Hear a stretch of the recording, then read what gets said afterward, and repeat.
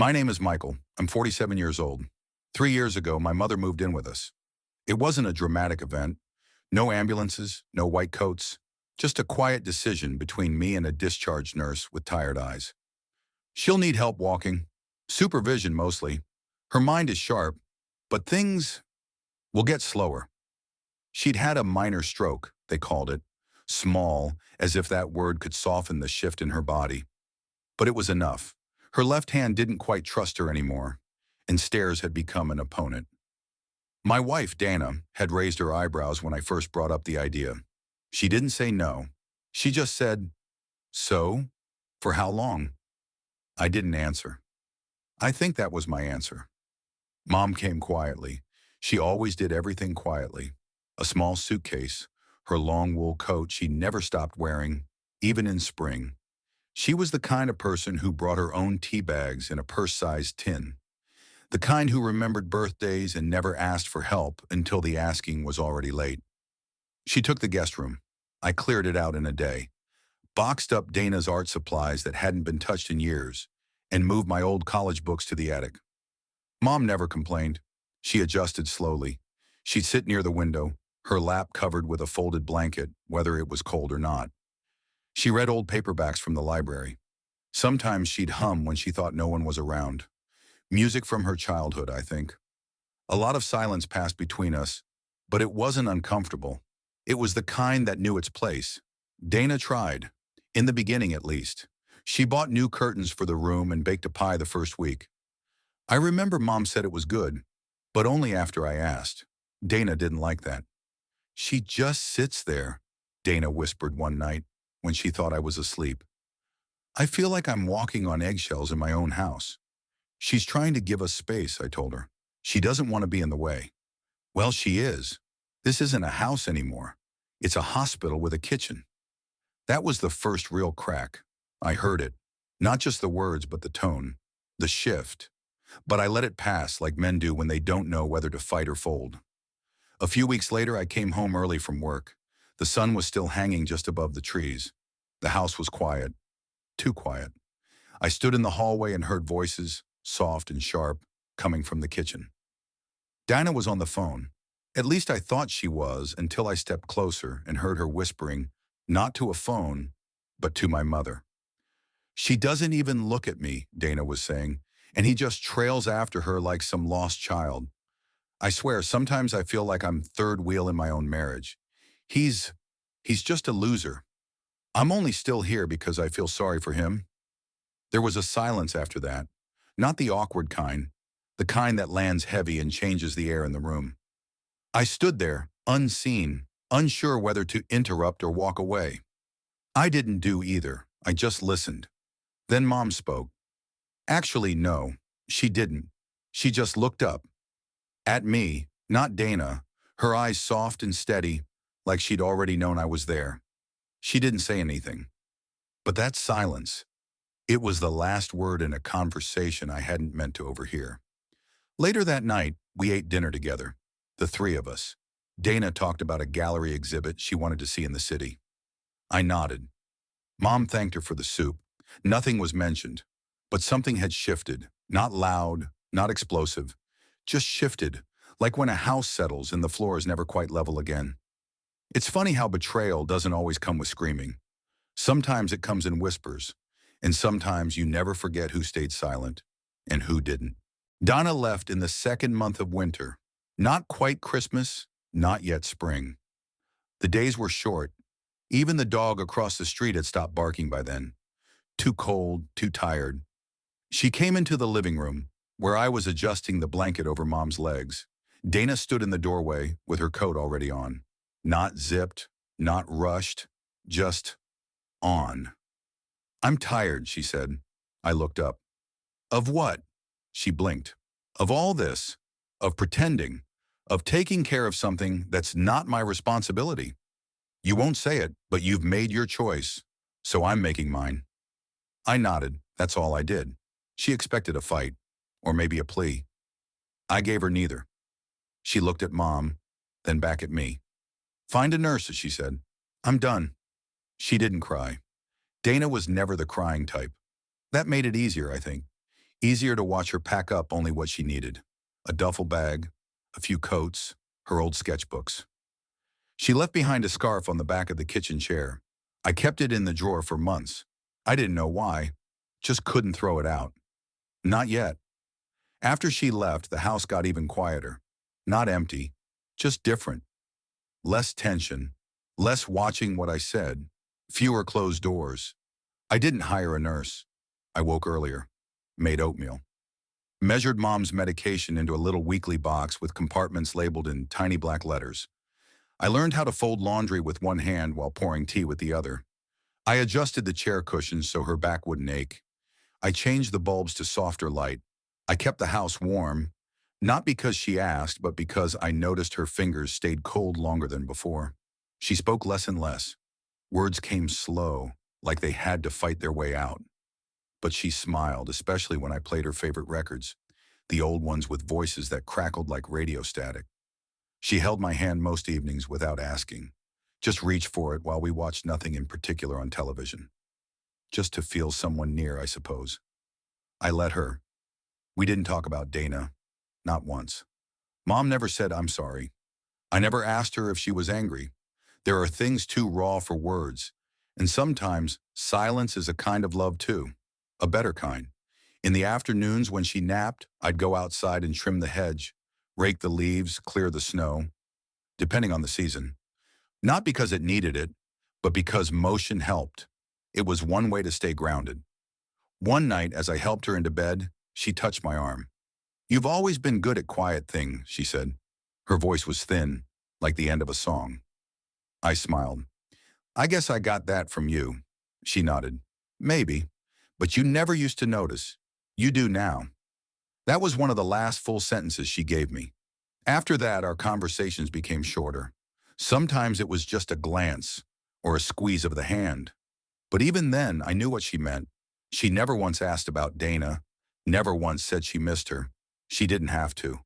She knew who stayed, and so did I. She passed in her sleep. No struggle, no sound. I found her just before sunrise, still with her hands folded under the blanket like she had arranged them there herself. I sat beside her for a long time, maybe an hour, maybe more. The morning light came slow that day, bleeding through the blinds like it knew it wasn't supposed to interrupt.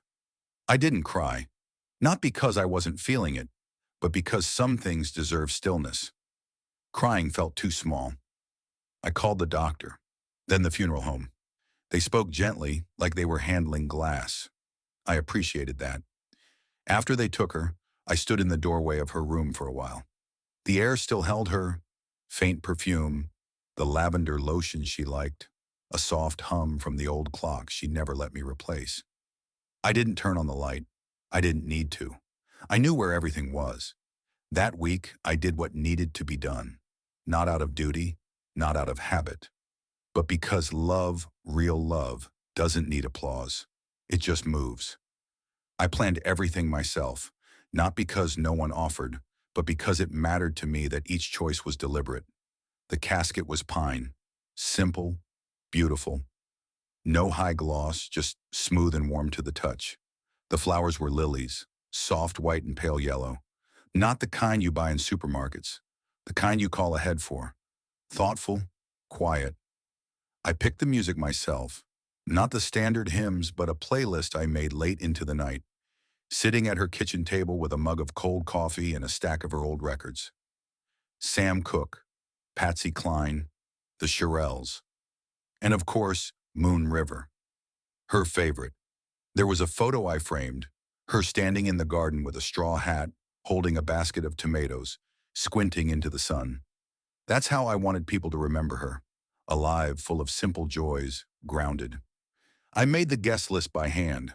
Not because there was no software for that, but because writing the names helped me feel closer to her. Each name was a memory, a chapter. Some got crossed off, already gone. Some had addresses I had to call and ask for. And one name, I didn't even pause. When I reached Dana's name, I erased it. No bitterness, no hesitation, no second thoughts. It was never her place. Not anymore. Some would say it was unfair, that I should have been the bigger person. But memory isn't about ego. It's about truth. And the truth was, Dana had left long before Mom did. She had no part in the end. She didn't sit through the long silences, didn't hold the hand that trembled, didn't learn the weight of goodbye. That's not punishment. That's just reality. The ceremony was small, just a few cousins, two of Mom's friends from church, a neighbor who brought her soup every winter. I gave a short speech, nothing dramatic, just a story about how she taught me to whistle using a blade of grass and how she'd sing in the car with the windows down, even when we were stuck in traffic. They smiled. Some teared up, but mostly it was calm, which is what she would have wanted. Later back at the house, I played her playlist softly while people came in and out. Someone brought pie, someone else brought a bottle of bourbon. We sat and talked, not about illness, not about absence, but about her favorite jokes, her obsession with crossword puzzles, how she once convinced the whole family that cranberry sauce came from a tree. It was good, it was full, it was hers. 2 days after the funeral, I got a message. Just one line. "Weren't you even going to tell me?" I read it twice. I put the phone down, made tea, sat with it. Then I wrote back, "Mom knew who was next to her and who wasn't." I didn't send more. She didn't reply, and I didn't expect her to.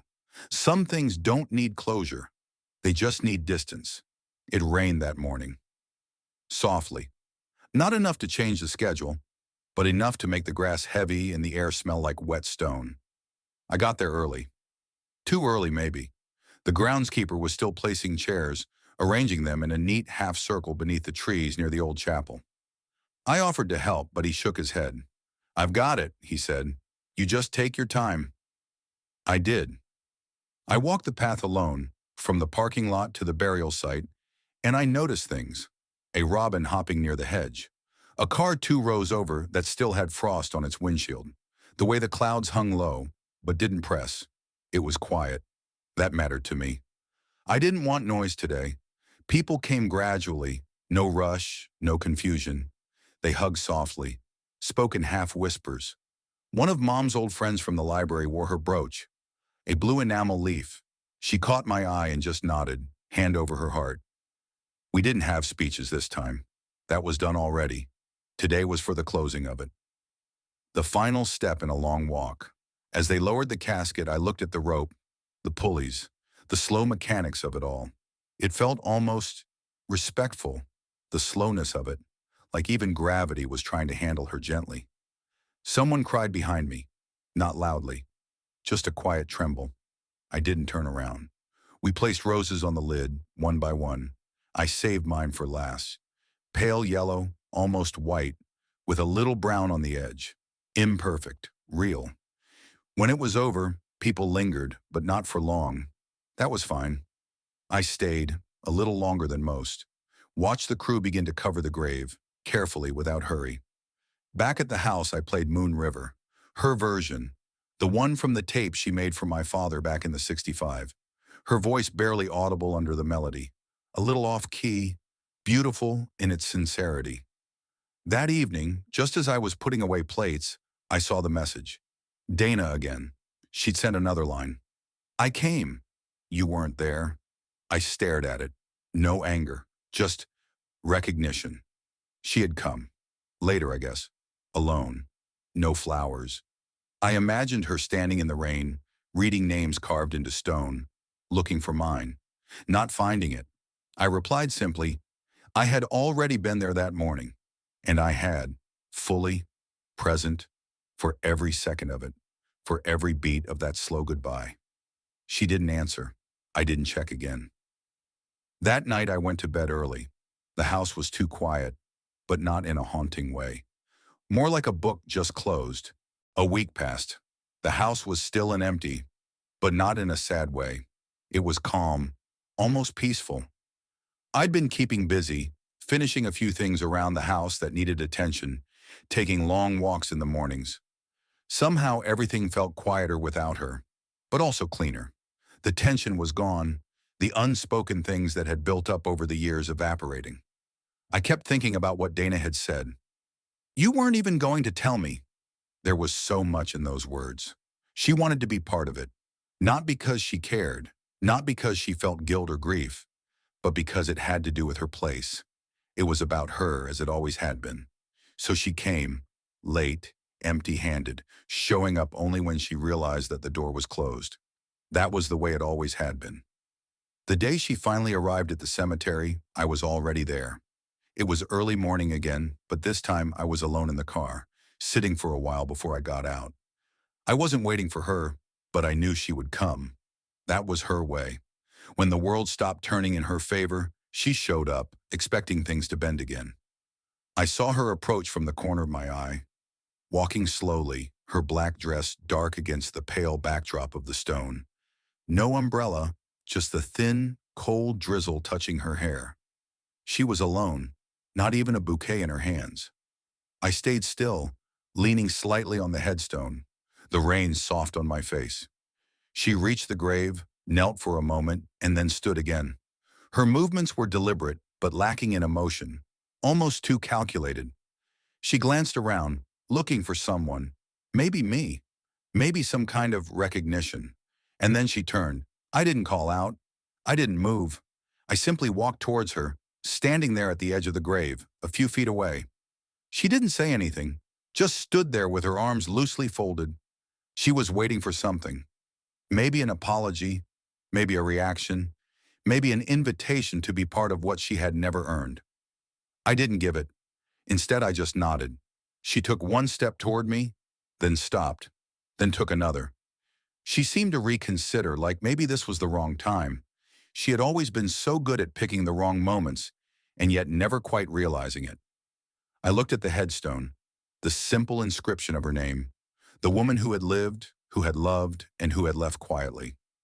I placed my hand on it, then turned my back to Dana. I didn't need to say anything. The silence had already done all the work. My mother knew exactly who was next to her and who wasn't.